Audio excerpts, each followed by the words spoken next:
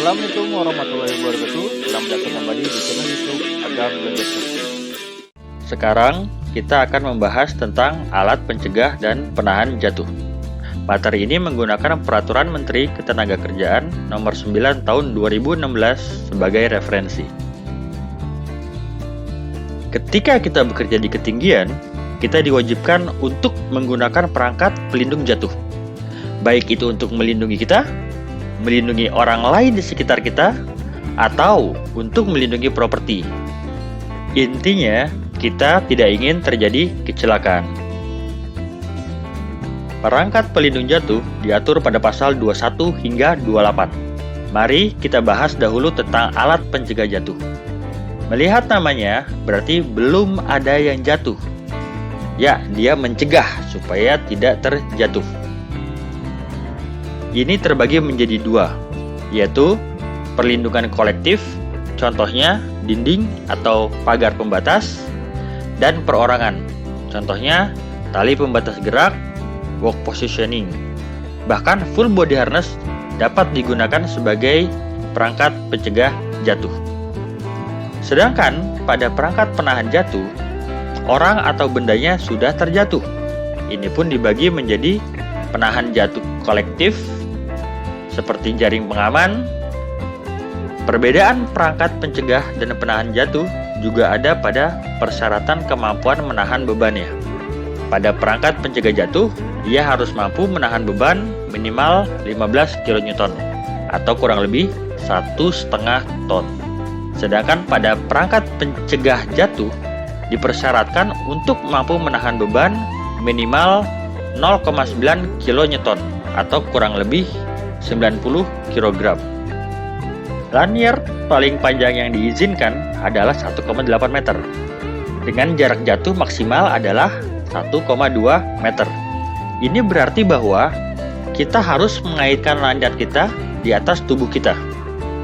Dan untuk alat penahan jatuh pengunci otomatis atau kita biasa sebut yoyo atau retractable lanyard, panjang maksimal jatuh adalah sepanjang 0,6 meter. Hal ini dimaksudkan untuk mengurangi hentakan yang akan diterima oleh tubuh kita. Kita membagi perangkat penahan jatuh atau fall arrest menjadi 5 bagian.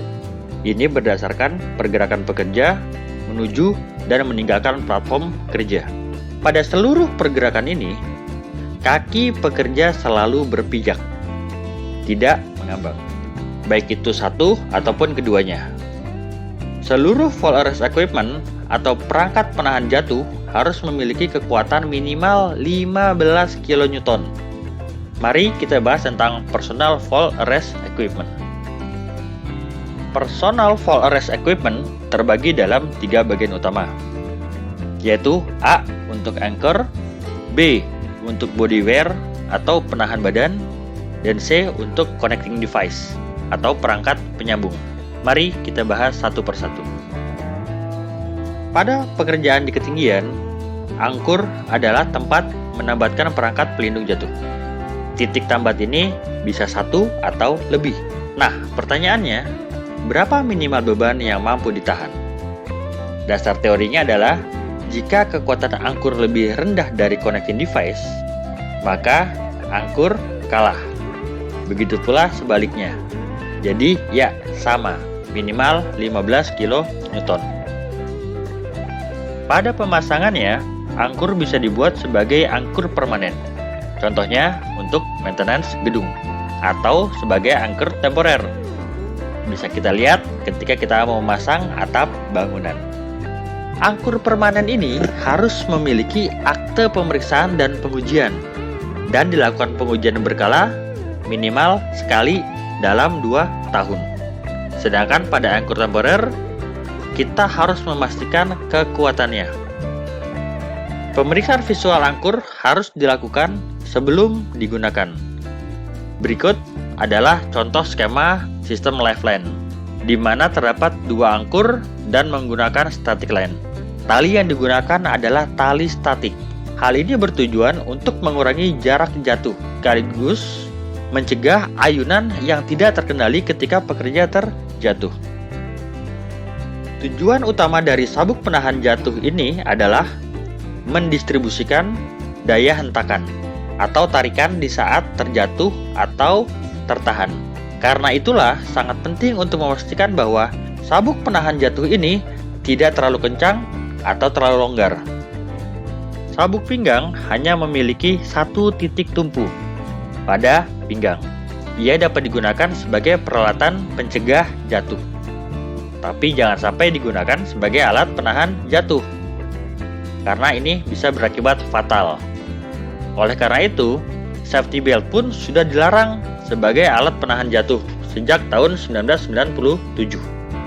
Selanjutnya kita bahas tentang seat harness. Dari namanya, kita bisa tahu bahwa seat harness ini memang didesain untuk kegiatan yang membutuhkan menggantung dalam posisi duduk dalam waktu yang lama. Seat harness memiliki 3 titik pendistribusian beban atau daya tarikan, yaitu pinggang dan kedua paha. Bisa sebagai pencegah jatuh atau walk restraint, atau sebagai penahan jatuh atau fall rest. Beberapa manufaktur mendesain seat harness dengan menambahkan chest harness atau penahan dada, sehingga ia dapat berfungsi sebagai full body harness. Mari kita lihat video berikut.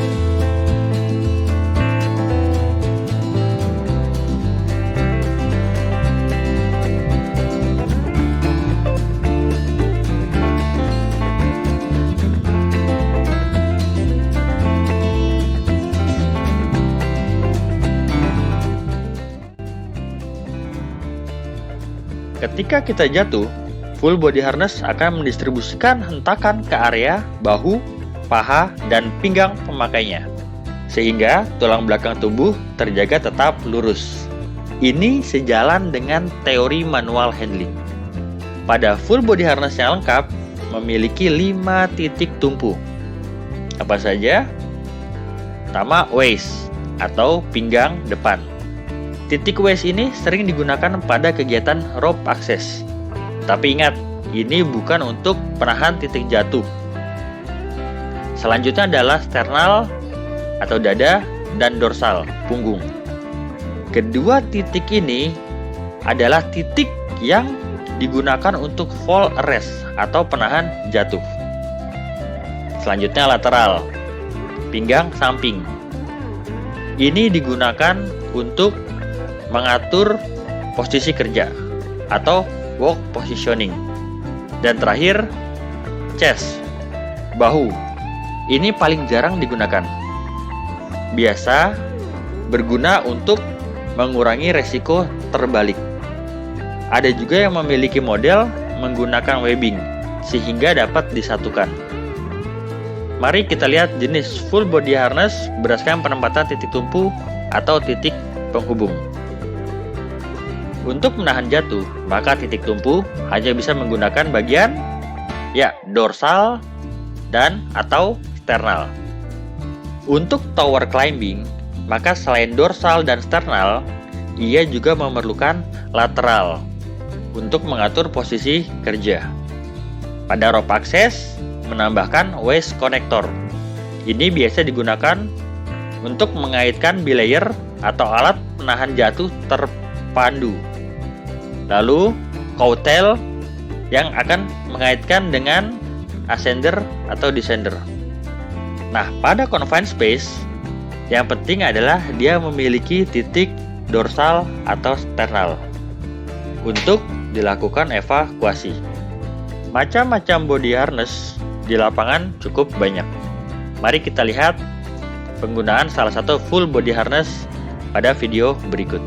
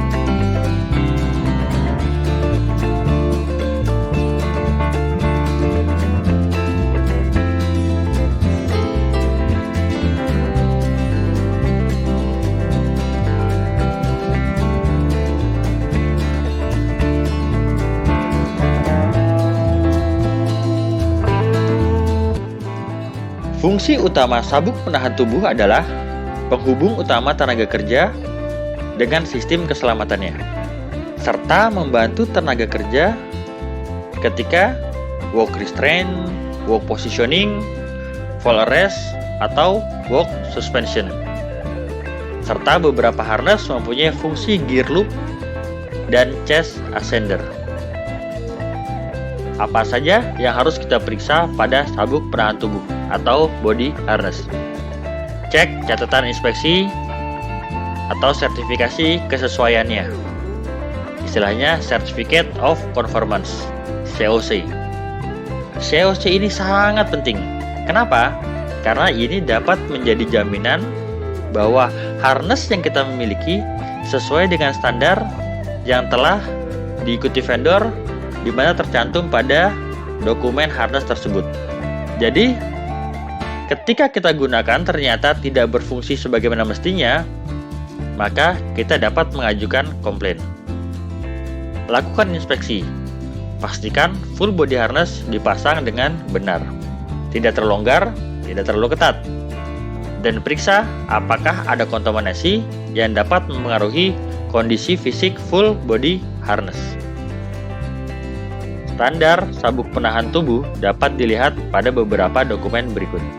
Karena ia menahan beban jatuh, maka kekuatan minimalnya adalah 15 kN. Selanjutnya, mari kita bahas tentang lanyard dan absorber. Lanyard ada yang memiliki satu pengait dan ada yang dua pengait. Permasalahan pada satu pengait adalah ketika kita berpindah tempat, maka ada saat di mana hook atau pengait tidak tersangkut. Artinya kita tidak terlindungi dari kemungkinan jatuh. Ini berarti bahwa lanyard ini harus tersangkut minimal satu titik ketika kita bekerja pada ketinggian. Atau dengan kata lain, 100% tie off.